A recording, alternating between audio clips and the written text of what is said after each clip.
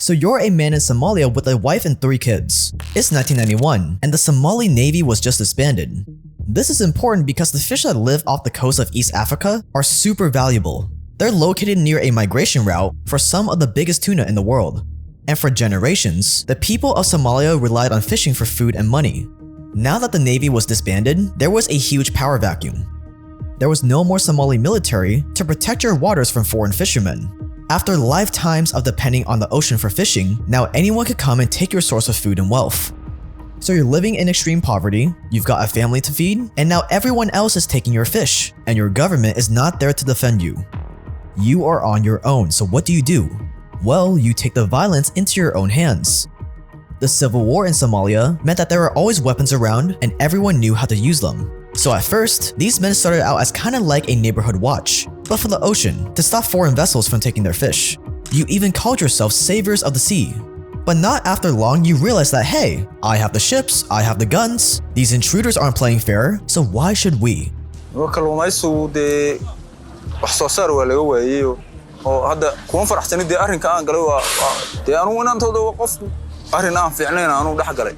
So what started out as a Coast Guard service turned into a kidnapping and ransom operation.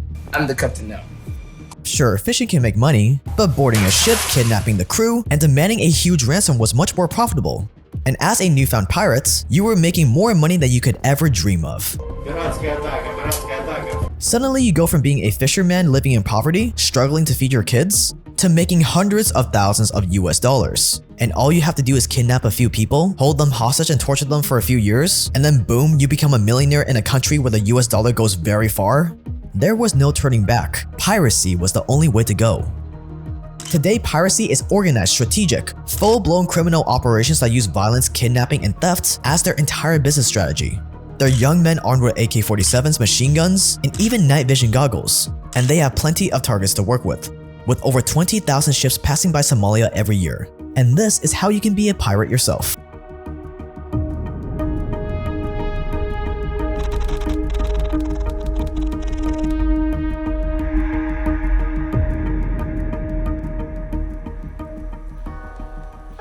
Fortunately, you don't need to be a pirate to make money these days. One of the most common ways people are getting rich today is with e-commerce, selling physical products online through a platform like Shopify. I personally have a lot of friends that have become really successful just from e-commerce. And when you start out, it's okay to use the built-in native Shopify shipping integration to actually ship out your orders.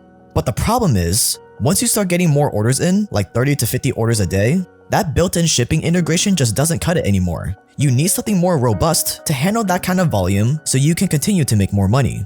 That is where ShipStation comes in. ShipStation is the fastest, easiest way to get products to your customers. There's a reason why over 100,000 e-commerce merchants use ShipStation. No other shipping software makes order fulfillment quicker, easier, and more affordable. ShipStation's easy-to-use interface combines order processing, inventory management, and customer communication all in one place. It makes your life easier by keeping track of orders from any sales funnel, finding the best shipping carriers and extremely discounted rates, automating basically every shipping task with just a few clicks. You can even manage orders right from your phone, and it's available in the UK, Australia, and Canada. ShipStation is so good that 98% of companies that use ShipStation for a year keep using it as long as they're in business. It is that good. Ship more in less time with ShipStation. Just go to shipstation.com/JakeTran to get a 60-day free trial. That's 2 months free of no hassle, stress-free shipping.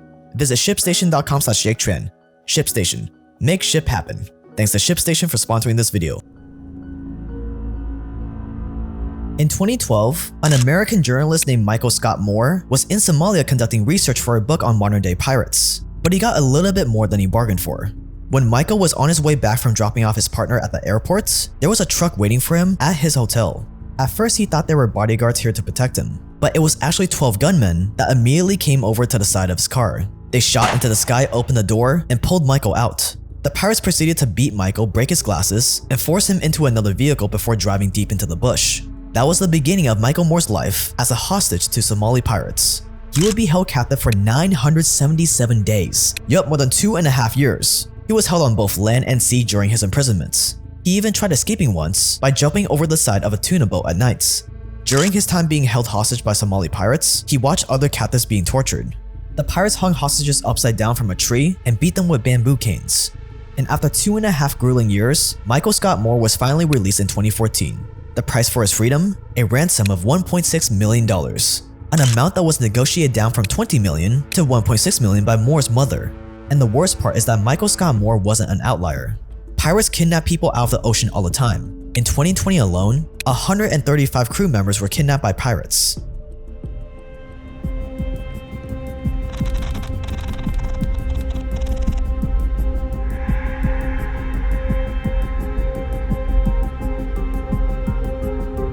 To hijack a ship, Somali pirates approach it from the back on a speedboat. Then they threaten to shoot the ship with RPGs and rifles if they aren't let on board. Once they climb onto the ship, they seize control and then it's game over for the crew. Look at me, sure. I'm the captain now. The crew is detained, the ship is secured, and now it's time to negotiate a hefty ransom. Somali pirates are willing to hold prisoners hostage for years at a time, if that's what it takes, and in terrible conditions, mind you. This man was tied to a tree where he has spent the last 2 years. We were kept under a tree. That is our shelter. It's wilderness, plain land, which is sandy. And there's too much air. When there's too much wind, the sand blow. At night, you have to expect snakes and scorpions and spiders, giant spiders. And the people don't care. Like Paul and Rachel Chandler, a British couple who was sailing in their yachts when all of a sudden, they were shot at by Somali pirates and kidnapped in the middle of the night. They were held hostage for over a year, 388 days. During that time, they were kept in solitary confinement and whipped. The Chandlers were finally released when the friends and family paid the pirates a few $100,000. And although ruthlessly simple, these methods have worked time and time again. How much do you think you could get if you would kidnap me? From you? At least 50 million naira. In 2005, Somali pirates were getting around $350,000 for every ship they captured. Just 6 years later, they were being paid $6 million to release a single Greek-owned ship. That is a huge increase in profits over such a short period of time. In 2010, it was believed these pirates made $238 million from kidnappings and ransoms. By now, Somali pirates held a monopoly on piracy throughout the world, accounting for 92% of all pirate attacks in the same year. Last year, how many attacks did you do? Of course, last year, I struck no less than 15 attacks because we were not pleased. At its peak, Somali piracy was costing the global economy $18 billion per year. That's over 3 times Somalia's GDP. And you can even invest in Somali pirates. Pirate ships and weapons don't come cheap for an aspiring pirates. So Somalis with a lot of money will often fund the pirate ships and weapons to receive a percentage of the bounty. But over in Nigeria, their pirate business model was completely different.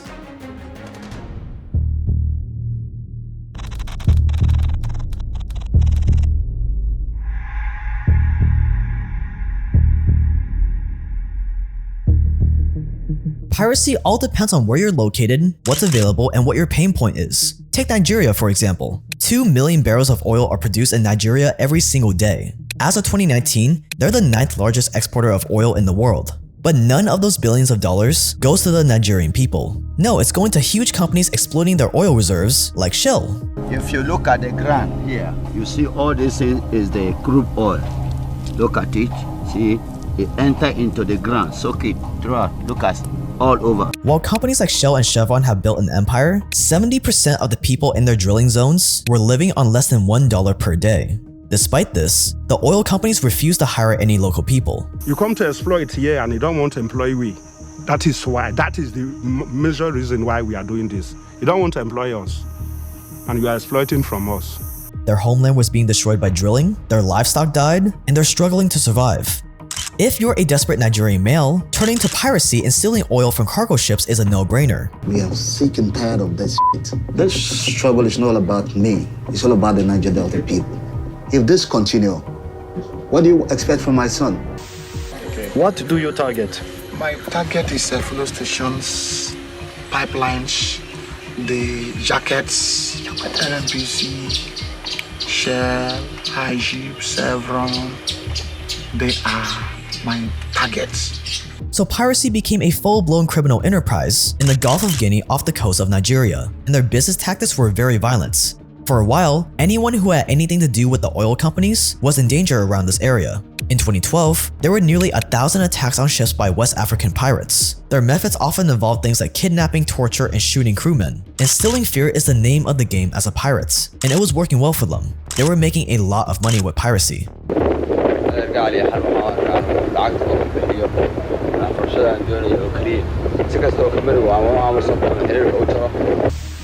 We need from the people and our government all to try to make us help and safe from here.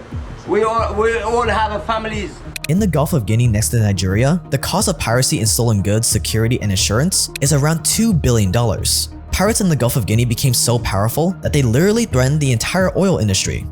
Pirates are driving billion-dollar oil giants out of their countries because they simply don't want to deal with it. We are going to break down the production process to the barest minimum, and we are going to achieve it very soon. We are enlightened enough to know what we want, and we are fighting for it. It's actually pretty impressive when you think about it, considering how many times big oil has proven that they can't be taken down. Piracy in Somalia, Nigeria, and other parts of the world, like the Caribbean, Falcon Lake in Mexico, and Indonesia, have all turned into a very profitable business.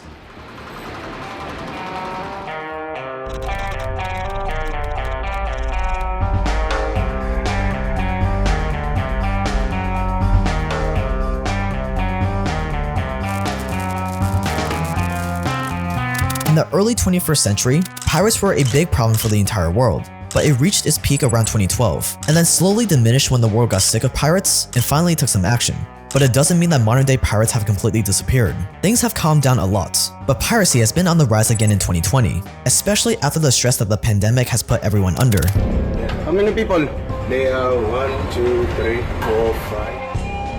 In 2020, a chemical tanker was boarded by pirates in the Gulf of Guinea. The crew was forced to stay in their ship's safety room for 24 hours while the pirates tried everything to get to them. Eventually, they gave up, but other ships haven't been so lucky. In January 2021, pirates in the Gulf of Guinea attacked a Turkish container ship. The pirates kidnapped 15 crew members, and one sailor was killed during the attack. It took weeks before the 15 men were finally freed. And between January and October of 2020, there were a staggering 132 pirate attacks, compared to barely 20 pirate attacks the year before. It just goes to show that wherever there's economic weakness, poverty, joblessness, political violence, large populations, and proximity to major trade lines, you're gonna have pirates. The role of government is to have a monopoly on violence. Somalia's government gave up that monopoly on violence in their oceans. Nigeria's government couldn't stand up against big oil. So in both cases, pirates came in, took actions into their own hands, and filled that need for violence. There are many better ways to make money other than being a pirate, but you need to learn the right skills. That is where Brilliant comes in. Brilliant is a great tool that provides you with fun, interactive courses in science, technology, and math. Skills that can make you a lot of money. For example, the average computer scientist makes $106,000 a year, and Brilliant has a learning path that gives you a solid foundation for that subject. Quantum computing engineers make $135,000 a year on average, and Brilliant has an exciting course for that too. There's one on data science, another one on probability, statistics, and finance, and much more.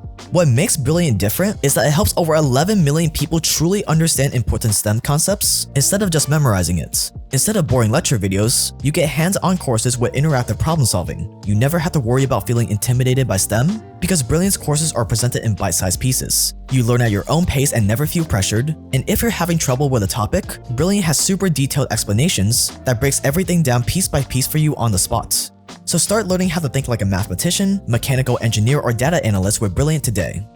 To get started for free, visit brilliant.org/JakeTran or click the link below. The first 200 of my subscribers will get 20% off Brilliant's annual premium subscription. That's brilliant.org/JakeTran for 20% off if you're one of the first 200 people. Thanks to Brilliant for sponsoring this video. I remember watching the Somalia Pirates episode of South Park as a kid, and that was by far one of my favorite South Park episodes. So I'm really happy to be able to make this video and explain stuff that isn't really talked about anywhere else. But yeah, thanks for watching, and if you're new here, my name is Jake, and we make documentaries on money, power, and crime just like this one every single week, multiple times a week, for free, so you might as well click that subscribe button because you have nothing to lose and everything to gain, and you can always dislike and unsubscribe whenever you want. And if you want longer documentaries that are even more controversial every single month, you can click that join button below because those ones are even more controversial, so I can't post them publicly. And there's a refund policy too. If you don't like it for whatever reason, email me and I will refund you the money. You can follow me on Instagram at jaketran.io. That's gonna wrap it up. Thanks for watching. Stay dangerous out there, and I will see you guys in the next one.